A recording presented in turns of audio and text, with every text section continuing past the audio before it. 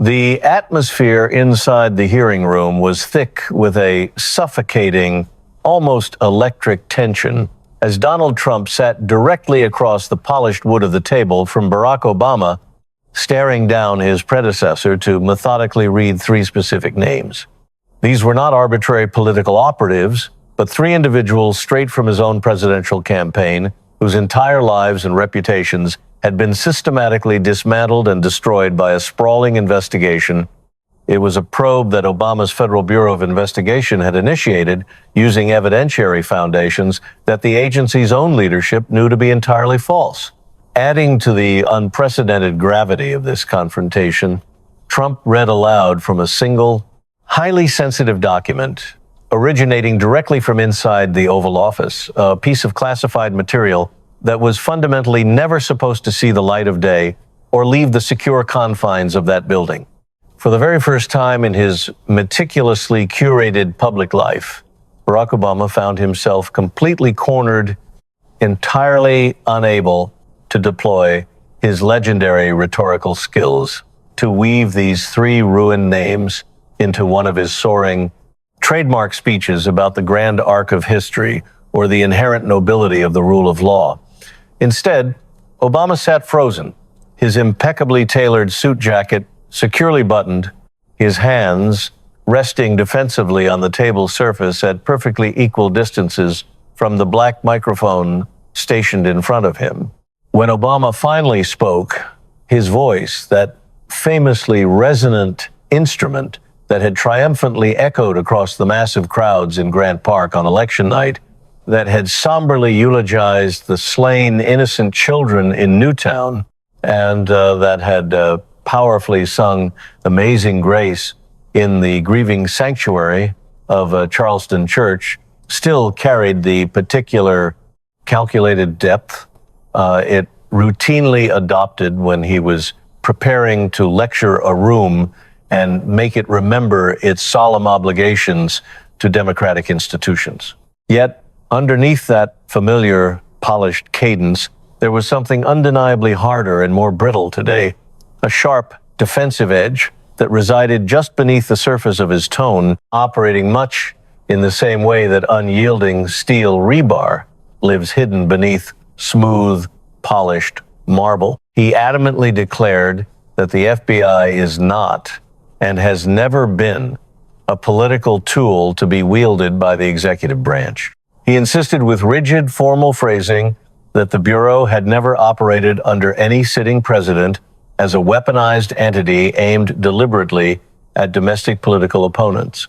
The mere suggestion that such a catastrophic breach of trust had occurred under his own administration, Obama argued, was not merely factually false, but intrinsically dangerous. He cautioned the silent room that such accusations actively undermine the very foundational institutions explicitly designed to protect the American democracy from the exact type of authoritarian overreach it was currently being accused of executing. Then he paused. The sprawling hearing room immediately leaned forward by half an inch, an involuntary collective physical reaction that naturally occurs whenever a masterful orator like Obama intentionally utilizes silence for dramatic effect. Breaking the heavy quiet, he proclaimed that he fundamentally welcomed this conversation and confidently asserted that he had absolutely nothing to hide. However, the stark reality sharply contradicted his confident declaration. The current president, sitting directly across from him, physically held a manila folder containing the definitive proof of three names, three human beings whose lives and livelihoods his administration had utterly destroyed, alongside one explosive Oval Office document that unequivocally stated otherwise. Donald Trump sat directly across from his predecessor, completely unbothered by the rigid decorum of the setting, his signature red tie hanging a careless half-inch too long, and his suit jacket casually unbuttoned, with the plain manila folder resting ominously on the table in front of him, untouched since the moment he had taken his seat. He fixed his gaze upon Obama in the exact same unfiltered, intimidating manner he used to look at most adversaries directly, piercingly, and entirely without the polite, customary courtesy of pretending that his intense stare was about anything other than the cold, hard measurement of an opponent's vulnerabilities. Breaking the heavy silence, Trump leaned into the microphone and said, "Thank you, Mr. President," before deliberately letting a crucial, agonizing beat pass through the air. He then immediately twisted the knife with a trademark jab, or should I say former. I always get confused with the two of us. A sudden, uncontrollable ripple of nervous energy moved rapidly through the packed gallery. It was not quite full-throated laughter, but rather something lighter and more visceral, the quick, sharp exhale of a deeply anxious crowd of political spectators who had been holding their breath, waiting for Trump to finally act like Trump. And there it was, the unfiltered defiance on full display, but Obama stubbornly refused to smile or acknowledge the deliberate provocation. His face rigidly held the weary, familiar expression of a seasoned politician who has been forced to listen to a tiresome joke countless times before and has firmly decided, yet again, absolutely not, to dignify it with a reaction. Undeterred by the icy reception, Trump continued his monologue, noting that his advisors constantly tell him that he should be serious today. Very serious, explicitly reminding him, "Sir, this is an important hearing." Trump's response to his handlers, which he now shared with the entire world, was characteristically blunt. And I said, "I know it's important. It's the biggest scandal in the history of this country. Maybe the biggest scandal in the history of any country, frankly. And I know something about big, believe me." Suddenly, Trump abruptly let that familiar boasting rhetorical tangent go, waving it completely away with a dismissive flick of his hand, mirroring the exact casual motion a man uses to wave away irritating smoke. He leaned in closer, his tone dropping the bombast, and declared, "But I'm not going to do what I usually do today. I'm not going to give this a nickname. I'm not going to go on social media about it. I'm going to do something I almost never do." He locked eyes with Obama once more, and in that split second, the relentless stare permanently stopped measuring its target and definitively started aiming for the kill. I'm going to read, Trump announced flatly. He physically opened the worn manila folder, and the entire acoustic and psychological dynamic of the room drastically adjusted to the sudden shift in gravity. A seasoned reporter in the press gallery nervously shifted her weight in her seat, while a stoic federal marshal instinctively uncrossed his tightly folded arms, because the sight of Donald Trump strictly reading verbatim from a prepared folder was absolutely not a phenomenon they had ever witnessed before. The sheer, jarring unfamiliarity of this disciplined behavior carried a massive, undeniable weight that his usual freewheeling, theatrical performance simply did not possess. Because this isn't about me, Mr. President, Trump stated firmly. Everybody thinks it's about me. The media says it's about me. Even my people think it's about me. But it's not. With a deliberate, measured motion, he pulled 3 distinct pages from the confines of the folder and placed them forcefully face down on the wooden table. It's about 3 people you've probably never thought about. 3 people you've definitely never said out loud. They were on my campaign. Regular people, not famous, not rich. They signed up because they believed in something, and your FBI destroyed their lives. With the gallery hanging on his every word, Trump slowly turned over the very first page and read the name printed at the top, Carter Page. He read the name aloud, not with his usual fiery rally cadence, but with the flat, somber, incredibly careful tone one uses when reading a name off a tragic memorial wall, meticulously ensuring that every single syllable arrived with devastating clarity. He systematically laid out the undeniable facts of the man's life. Page was a proud graduate of the United States Naval Academy, a dedicated young officer who had spent time serving his country in Moscow for the Navy. Crucially, Trump emphasized that back in 2013, a full 3 years before Trump had ever even decided to run for any political office. Carter Page had bravely and selflessly helped the FBI build a substantial, concrete case against actual, legitimate Russian spies who were covertly operating on American soil. The Department of Justice had been so grateful for his vital assistance that they had publicly thanked him, officially designating him in the formal legal indictment as UC1, or Undercover Employee Number 1. He had put his own safety on the line to help catch dangerous Russian spies, and in return, Obama's FBI had rightfully awarded him a formal commendation. Trump gently set the first page down and methodically picked up a second, distinctly different document, one printed on heavier cardstock and bearing an intimidating official government seal at the very top. His voice hardened as he continued the timeline, stating that exactly 3 years after his heroic service, Obama's FBI took that exact same man, the very patriot they had explicitly thanked for catching Russian spies, and callously slapped a highly intrusive FISA surveillance warrant squarely on him. The Bureau willfully went before a secret federal intelligence court and falsely claimed that Carter Page was a covert Russian agent, basing their entire legal justification for the sweeping warrant on a highly controversial, unverified document known as the Steele dossier. Trump meticulously detailed how this dossier was entirely funded by the rival Clinton political campaign, hastily compiled by a foreign national, and overwhelmingly based on information from a primary subsource who later admitted directly to the FBI that the contents were completely unreliable, consisting of nothing more than casual bar talk and baseless rumor. Setting the heavily redacted legal document directly beside the first page, Trump relentlessly continued his factual bombardment. He pointed out, staring dead ahead, that the Justice Department's own internal watchdog, the Inspector General, ultimately reviewed the chaotic mess and officially found a staggering 17 significant errors and crucial omissions in the sworn warrant applications. 17, Trump repeated, letting the massive number hang in the stale air of the room.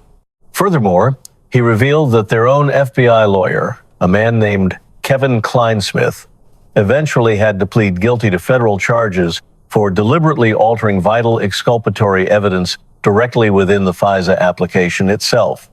Consequently, a federal intelligence court was forced to retroactively throw out 2 of the 4 surveillance warrants as entirely legally invalid.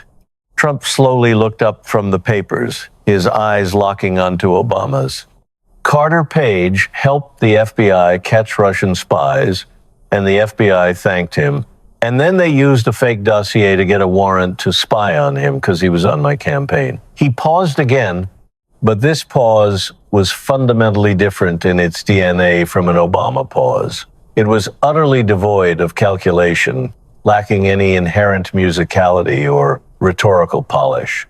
It was simply the raw, unfiltered pause of a genuinely angry man who was forcibly restraining himself, actively choosing his next words with intense precision, instead of merely shouting the very first aggressive thoughts that arrived in his brain. That's it. That's the crime. He was on my campaign, Trump concluded with brutal simplicity. Without wasting a second, Trump turned over the second page, moving relentlessly to his next target. Michael Flynn, he stated firmly. The resume he read off was staggering in its unimpeachable patriotism. Lieutenant General in the United States Army, boasting 33 years of dedicated military service, a hardened veteran of 3 intense combat deployments, and the former director of the Defense Intelligence Agency, Trump made sure to forcefully remind the man sitting across from him, "Your director, Mr. President, you appointed him." He began to read the cold, hard facts of Flynn's destruction, not as a political speech, but in the exact grim manner a broken man reads an itemized bill of damages. He recounted how armed FBI agents ambushed and interviewed Flynn directly inside the White House, noting the crucial detail that the Two specific agents who actually conducted the interview explicitly documented in their official reports that they firmly believed the general was being entirely truthful. However, the partisan FBI leadership, safely ensconced back in Washington, unilaterally decided to overrule the seasoned field agent's direct assessment. As a direct consequence, General Flynn was criminally charged, forcing him to spend a devastating $5 million in crippling legal fees. He completely lost his family house in the process, while his traumatized family was subjected to horrific, unrelenting death threats. Most abhorrently, Trump noted, the government callously threatened Flynn's own son with severe criminal prosecution, using the young man as malicious leverage to force the father's hand. 33 years he served this country, Trump said, his voice thick with disgust, and they took his house because he had a phone call with a Russian ambassador, which was his job. Not a crime, his job. The incoming national security advisor talks to foreign ambassadors. That is what the job is. Up in the crowded viewing gallery, an older man wearing a subtle patriotic lapel pin that occasionally caught the harsh fluorescent light whenever he breathed deeply, slowly folded his weathered arms tightly across his chest and stubbornly did not unfold them for the remainder of the hearing. The assault continued as Trump turned over the third and final page, revealing the name George Papadopoulos. He described the target as a mere 8-year-old kid, a low-level junior campaign advisor who barely even warranted a space on the official organizational chart. Trump awkwardly held the printed page at a slight angle, squinting at it as if he were trying to read a confusing, highly personal letter written by someone he barely even knew. He narrated the bizarre, entrapment-style sequence of events. A known foreign intelligence asset, a mysterious professor going by the name Mifsud, who was deeply connected to allied Western intelligence services, deliberately approached the young Papadopoulos and planted the narrative, explicitly telling him that the Russians secretly possessed damaging dirt on Hillary Clinton. Unwittingly taking the bait, Papadopoulos later drunkenly repeated this manufactured gossip at a random bar to an Australian diplomat. This foreign diplomat promptly reported the careless bar talk to the FBI, and the Bureau shockingly weaponized that very conversation, a conversation intentionally manufactured and initiated by their own intelligence asset as the fundamental legal basis for officially opening Crossfire Hurricane, the massive, unprecedented counterintelligence investigation into Trump's entire presidential campaign. The horrific result of this bureaucratic machinery was that George Papadopoulos, a naive 8-year-old kid who was simply excited to be involved in a national political campaign, ultimately went to federal prison for 14 days. He was brutally played by a sophisticated spy that the government had purposefully placed in front of him, and he was the one who went to jail for the deception. Trump methodically set the 3 distinct pages perfectly side by side on the long table. 3 pages representing 3 names. It was not a sprawling, endless historical roll like the agonizingly long timeline of the Kennedy assassination or the incredibly dense daily calendar of Lyndon Johnson's administration. It was simply 3 stark, white rectangles, each bearing a single name at the very top, and each carrying the immense, crushing weight of a human life that had been violently picked up and carelessly dropped from a terrifying height by the very government sworn to protect them.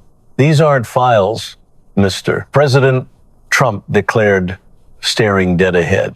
His voice was still undeniably the iconic voice that the entire room instantly recognized, the bombastic Trump voice, the thunderous rally voice, the commanding voice, uniquely engineered to fill massive, echoing arenas to the brim. Yet, there was an unfamiliar, unsettling element present in it right now, an eerie quality that the massive arena voice did not usually possess. It was a gritty, solemn tone that sat heavily in the much lower register of his vocal cords, existing in that rare, vulnerable space where the meticulously rehearsed performance finally ends and the raw, unvarnished person actually begins. These are people, he insisted, emphasizing their humanity. Real people with families and mortgages and kids who Googled their father's name and found the word traitor on page 1. He looked directly into Obama's eyes and delivered the ultimate indictment. Your FBI did this. In response, Obama visibly leaned forward, actively attempting to reclaim control of the narrative. The rigid, marble column of his famous posture subtly shifted gears, transitioning seamlessly from a defensive presidential stance to a highly professorial one. He was shifting away from the vulnerable position of giving sworn testimony and retreating into the comfortable, commanding realm of delivering a polished lecture, his voice automatically finding the familiar, slightly condescending register it always utilized whenever he was preparing to calmly explain complex institutional concepts to someone who simply did not yet understand the full, nuanced picture. He firmly lectured that the FBI inherently does not operate at the direct, personal direction of the commander-in-chief, insisting that it never has in the history of the Republic. He smoothly articulated that the sprawling Crossfire hurricane investigation was independently opened by dedicated, nonpartisan career law enforcement professionals, absolutely not by biased political appointees, and was entirely based upon troubling information formally received from a highly trusted allied foreign intelligence service. I did not direct it. I did not interfere with it, Obama stated with practiced, icy precision. Furthermore, he deliberately pointed out that the Justice Department's Inspector General, pointedly emphasizing, your Inspector General, Mr. President, appointed by your own administration, had conducted an exhaustive review and explicitly found absolutely no definitive evidence that malicious political bias or any improper partisan motivation had illegally influenced Bureau's initial decision to open this sweeping investigation. Obama's famously smooth voice steadied itself heavily on the specific word evidence. He repeated the crucial word again, weaponizing the legal terminology. Evidence, not suspicion, not allegation. Evidence, and according to his polished defense, there definitively was none to be found. Trump remained perfectly still and generously let the meticulously crafted sentence finish. He deliberately let the heavy words sit undisturbed in the suffocating air of the massive room for 1 agonizing second, then 2, employing the exact same tense, expectant pacing one uses when letting a powerful car idle aggressively before violently putting it into high gear. Unfazed by the professorial lecture, Trump fired back. The Inspector General also found 17 errors in the FISA applications. 17. Not 1, not 3. 17. And your FBI lawyer plead guilty to falsifying evidence to get one of those warrants. He slowly tilted his head, his face, a mask of utter contempt. You call that independent. I call that sloppy.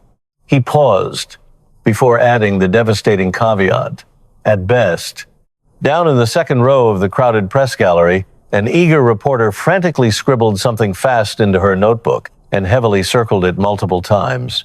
Shifting gears again, Trump commanded, "Let me read you some text messages." He smoothly pulled a brand new page from the depths of the manila folder, a stark, clinical printout featuring precise, digital timestamps running in a neat line down the left margin. He explained to the breathless room that these captured communications were directly between Peter Strzok, who served as the powerful lead agent explicitly in charge of the entire Crossfire hurricane operation, the very hand-picked investigator whom the Obama administration trusted to run the single most sensitive, explosive counterintelligence investigation in the entire storied history of the FBI, and Lisa Page, a high-ranking FBI lawyer with whom Strzok was actively having an illicit affair. Not that the affair matters, Trump noted dismissively. The texts matter. He began to read the first damning exchange, the 8th of August, 2016. Trump recited clinically. Struck texts page, Trump's not ever going to become president. Right? Right? And Page coldly responds in writing, no, he's not. We'll stop it. Suddenly, a solitary woman seated high up in the viewing gallery inhaled sharply through her nose.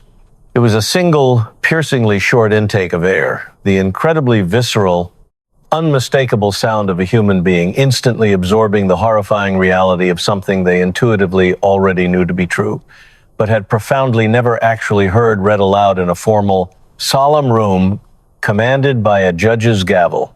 We'll stop it, Trump repeated, letting the sheer arrogance of the phrase sink in.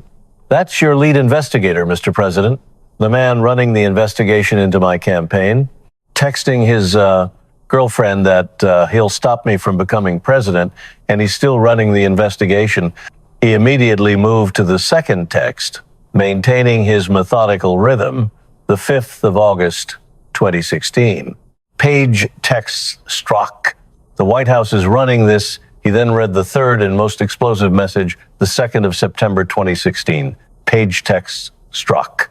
Trump consciously slowed his speaking pace all the way down, making absolutely certain that every single word remained separate and distinct from the next. POTUS wants to know everything we're doing. He forcefully set the printed page back down onto the desk.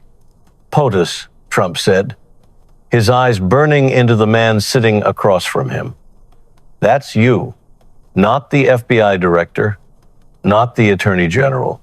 Your own agent wrote in a text message to another agent that you, the President of the United States, wanted to know everything they were doing. And what they were doing, Mr. President, was investigating my campaign. Trump's voice rose slightly, tapping the paper for emphasis. You said you didn't direct it. You said the FBI is independent. Your agent says POTUS wants to know everything. That's not independence. That's a leash. Having thoroughly dismantled the facade of independence, Trump prepared to deliver his final documentary blow. Now, I'm going to read you something that has never been read in public before, he announced, reaching deep into the folder and carefully bringing out a single, highly distinct page. This document was visibly different from all the others. It was printed on noticeably heavier, more substantial paper and prominently featured a stark, bold classification marking stamped directly at the very top, a glaring detail that the eager television cameras positioned in the back row immediately zoomed in on before he could even utter another word. Trump laid out the exact setting of the crime. The 5th of January, 2017, Oval Office. You were there. Vice President Biden was there. FBI Director Comey, Deputy Attorney General Yates, National Security Advisor Rice. He explained that the entire world now knew for an absolute fact that this specific meeting actually happened because Susan Rice, in a frantic bout of defensive record-keeping, had bizarrely written an official email to herself detailing the event on the very morning of Inauguration Day, the exact day Trump officially took office, specifically documenting that Obama had explicitly instructed the room everything regarding the incoming administration should somehow be handled by the book. As Trump began to read verbatim from the classified page, the thunderous voice that had famously filled massive arenas, totally dominated raucous political rallies, and effortlessly shouted over the deafening roar of Marine One's helicopter rotors on the South Lawn, suddenly went entirely quiet. It became a chilling library quiet, sworn deposition quiet. The massive hearing room, which had naturally spent the entire morning constantly calibrating itself to absorb Trump at maximum volume, was abruptly forced to completely recalibrate itself to absorb Trump at a near whisper. And that jarring recalibration itself served as a terrifying kind of psychological alarm. This is a classified briefing note from that meeting, Trump whispered heavily. It reads, POTUS was briefed that FISA surveillance on subject Carter Page has collected communications involving members of the Trump transition team.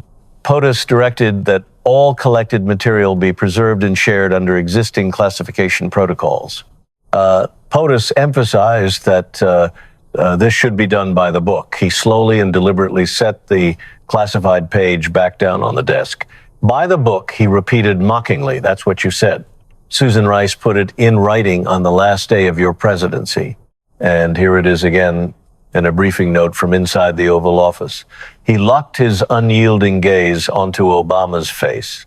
But the book doesn't include spying on a political campaign with a fake dossier. His voice gathered momentum. The book doesn't include 17 errors in a warrant application. The book doesn't include an FBI lawyer who falsified evidence. The book doesn't include "We'll stop it." He paused, letting the utter absurdity of the phrase sink deeply into the minds of the audience. By the book was fake, Mr. President, and you read from it anyway.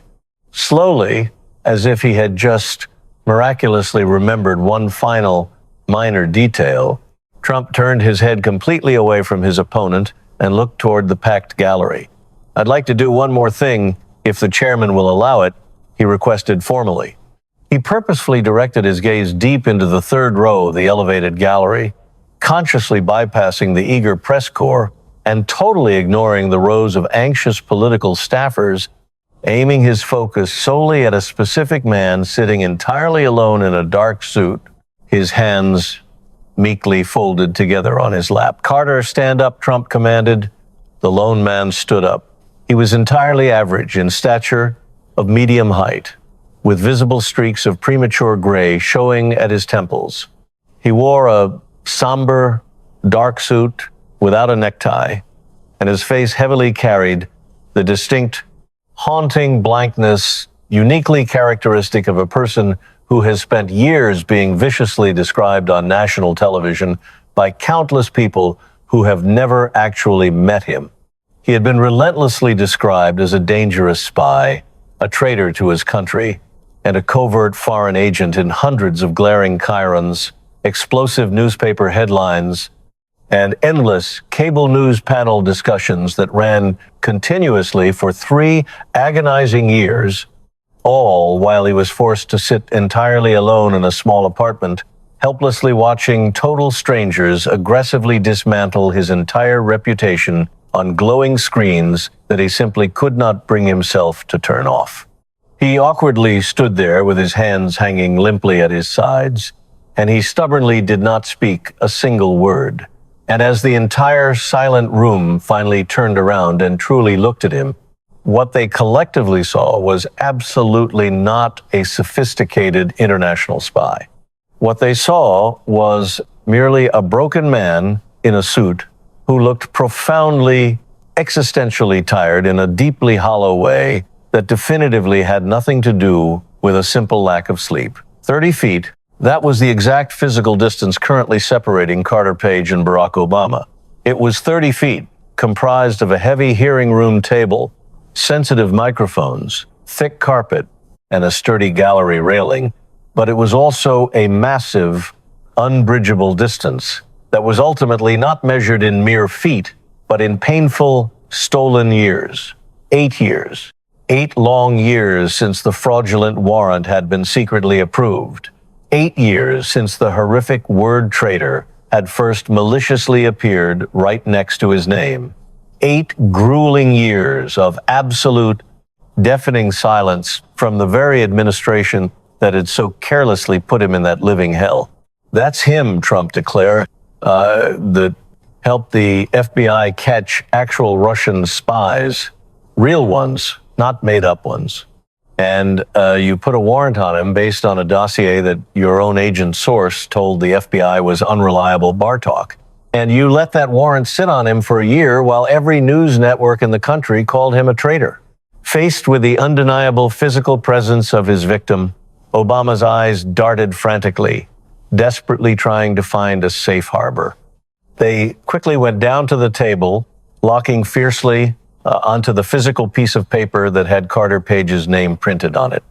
They absolutely did not go up to the gallery. They definitively did not go to look at the living, breathing man currently standing directly in it. And in that incredibly tense, silent room, that specific, calculated decision not to look, the active, visible, cowardly decision to stare at the dead paper, instead of acknowledging the destroyed person, was undoubtedly the single loudest, most deafening thing Barack Obama had done all morning. Trump continued to look sympathetically at Page for a long, heavy moment.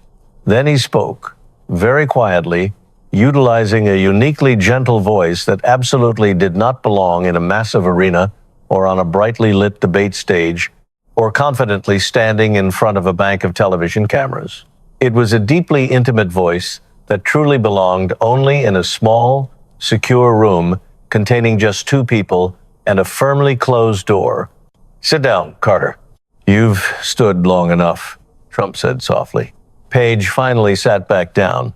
The heavy wooden seat awkwardly folded under his weight with a sharp, small mechanical sound, and that lone, solitary sound desperately traveled through the absolute quiet of the room in the exact same manner a heavy stone drops violently through perfectly still water. It was a single, violent disturbance that the smooth surface eventually closes over, but fundamentally never actually forgets. Carter Page, the incredibly loyal man whom the FBI had falsely branded a Russian spy, had just boldly stood up in the middle of the crowded gallery and fiercely looked Barack Obama directly in the eye. He had genuinely helped the FBI catch actual dangerous Russian spies, and they had maliciously spied on him anyway. Trump deliberately did not stand up for his dramatic closing statement. He defiantly stayed rooted in his chair. He forcefully placed both of his hands perfectly flat on the smooth table surface, his palms completely down, his fingers completely still. And when he finally spoke again, his voice had shifted into a completely unprecedented register that absolutely nobody in that entire room had ever heard emanate from him before. Not the cynical press corps, not his loyal staff, not the diverse gallery that had cheerfully spent the first 10 minutes casually laughing at his typical combative jokes. The flamboyant showman was completely gone. The cruel, catchy nicknames were gone. The hyperbolic boasting about the biggest scandal was gone. What was ultimately left sitting at the table was simply a profoundly serious man, sitting directly across from another man and speaking to him intimately, entirely without the desperate need for an audience. "Mr. President, I'm going to drop the act for a minute. The cameras won't like it. The ratings are going to go down. But I want to say something to you, man to man, without the show." His hands absolutely did not move from the table. His torso did not shift. He was, for the absolute first time all morning, completely, terrifyingly still. And the sheer unnatural stillness of Donald Trump was arguably the single strangest, most unnerving sight in the entire room, simply because Donald Trump was fundamentally not designed by nature for stillness. He was biologically designed for constant motion, for deafening volume, for the relentless kinetic energy of an aggressive man who has quite literally never in his entire life sat completely quietly with his hands totally flat on a table and truly meant every single heavy word he was about to solemnly say. And yet, miraculously, Donald Trump stood his ground with an unprecedented, quiet intensity, stripping away his usual theatrical showmanship to confront Barack Obama man to man over the wreckage of 3 shattered lives: Carter Page, Michael Flynn, and George Papadopoulos. Dropping his voice to a chilling, low register, Trump painstakingly listed the systemic failures of basic human decency that occurred under the Obama administration FISA warrants built on known fraudulent dossiers, a lead investigator texting promises to stop his presidency, and an FBI lawyer falsifying evidence, noting with cold fury that when the dust settled and the allegations collapsed, not a single official ever apologized or attempted to restore what had been stolen from these men.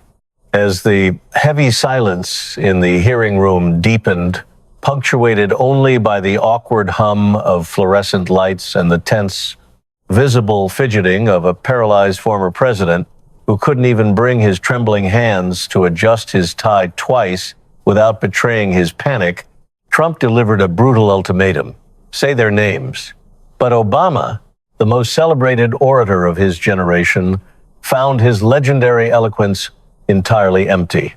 His voice, usually an instrument of soaring historical narratives, crumbled into 9 soulless, bureaucratic words that offered no hope, no justice, and no defense against the 3 white rectangles of paper sitting between them. The fallout from this 12-foot rhetorical chasm was immediate and cataclysmic, racking up over 80 million views in a mere 72 hours as a stunned nation watched the long-protected facade of the Washington establishment permanently fracture, triggering an avalanche of federal subpoenas, explosive civil lawsuits, and panic-driven demands for transparency within the Beltway. While a vindicated Carter Page stood silently on the sun-drenched steps of the Capitol, and Trump held a rare, reflective silence in the back of his armored limousine, Barack Obama sat hundreds of miles away in his luxurious Martha's Vineyard study, staring helplessly at a blank yellow legal pad, haunted by the names he knew too well but could never bring himself to write down or own, feeling the protective distance of 8 years rapidly shrinking to zero. But just as the crushing weight of absolute silence seemed to permanently trap the former president in his dread, a sudden, sharp, and entirely unexpected sound shattered the quiet from the dark hallway outside his study door, leaving an electrified audience wondering if the final, inescapable hour of reckoning had just violently arrived at his doorstep, and what happens next will change everything.